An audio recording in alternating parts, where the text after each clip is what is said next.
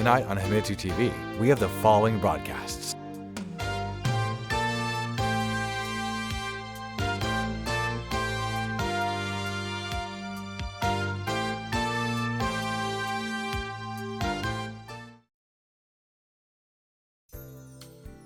So back in 2014, when a certain cat started taking over my life, I went down several YouTube rabbit holes of Japanese animated series from around the same time. A few were pretty cool visually. Lots of fun, cartoony, wacky designs that I often look for in animated shows or movies. There was one show, however, that kind of stuck around.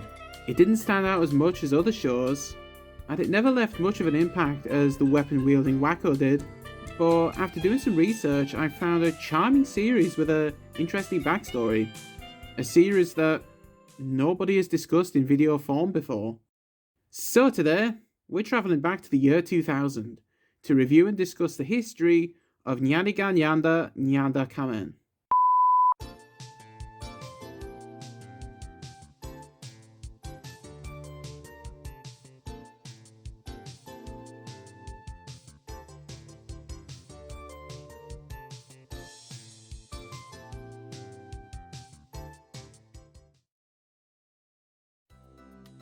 Our show takes place in the whimsical land of Cat Town, a rural area filled with towns, mountains, lakes, and other things you'd expect to see in a small-scale community. In this town, populated by kitties, we meet Nyago, an elementary school student who's a little awkward, to say the least.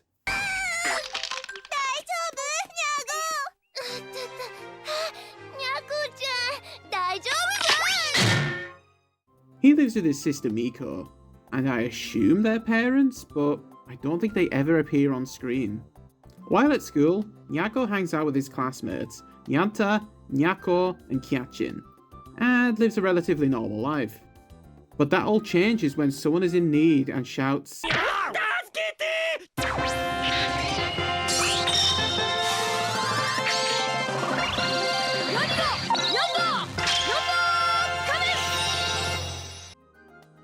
This is when Nyago transforms into his superhero form, Nyanda Kamen.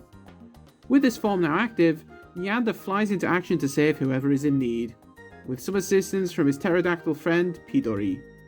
This fame, however, doesn't sit well with resident Nyaon, who is jealous of all the attention that Nyanda is getting. Is this guy supposed to be a cat? It's pretty hard to tell.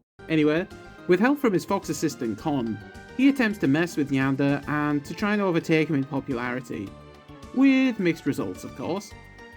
The series mostly focuses on Nyago and friends on an adventure or having to deal with a threat that they must prevent, with Nyaon and Kon often getting involved. We also see a variety of side characters who get a lot of action. We have Gitgo and Sarakichi who offer advice to Kon, the more villainous Baboon and his allies Tenuko and Spider-Cat, another villain Skull King who wants to take over the world, and many others.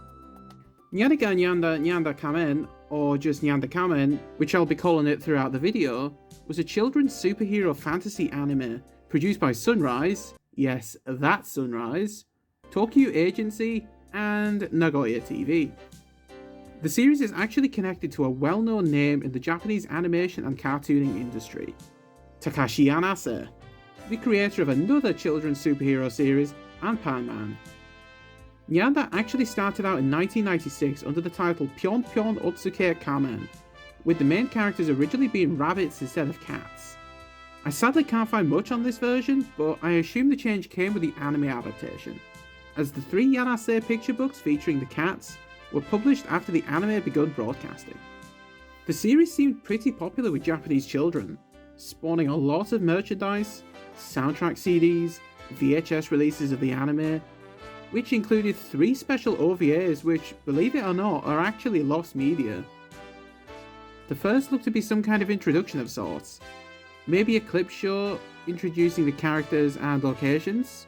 The other 2 feature all new animation, one themed around stranger danger and another themed around road safety, so I can assume that these were maybe meant for educational purposes. The series was also localized and dubbed into several languages. I was able to find dubs in Cantonese, English, Italian, Hindi, Korean, and Mandarin, as well as mention of a Thai dub which I was unable to find. Most of these dubs are pretty good, but the English dub, I don't know, it's a dub, I guess. What are you doing here? Get lost! Hey, Ginkgo, I want you to be my empress, and that's why I have come here. So, now that I've discussed the history of the series, you're probably wondering, what are my opinions on it? Well, I think it's okay. And yes, I know the show isn't made for someone my age, but that doesn't really matter, and I watch Bluey, so shut your face. Visually, it looks really nice. The designs and the environments have a nice olden-timey fantasy feel, especially the town itself with its architecture. The character designs are also pretty charming, with a cute minimal look that works perfectly for a show aimed at young kids. The designs that stand out to me are a majority of the villains. They look pretty cool. Kachin is also freaking adorable. Like, come on, that's top tier character design. Everything else, however, it just isn't for me. Like, yeah, the show is charming as hell, but I don't really have the same appreciation as other anime aimed for kids.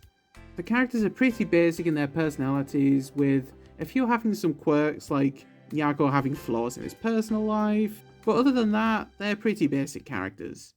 But yeah, I don't have much else to say about the show. It's charming and fun in some places, but basic in others. To be honest, I find the history and the lost media of the show more interesting than the show itself. If you're interested in lesser known anime, or you're a fan of cute stuff, you might enjoy this show.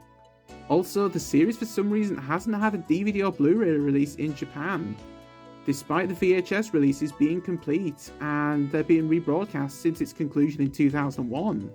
Maybe there's some licensing shenanigans with Yamase or something, I don't know. Anyway, I'd probably rate this series a 6 out of 10. Visually unique, but a little bland in places. But that's it from me. Thank you so much for watching, and I will see you next time on Himitsu TV.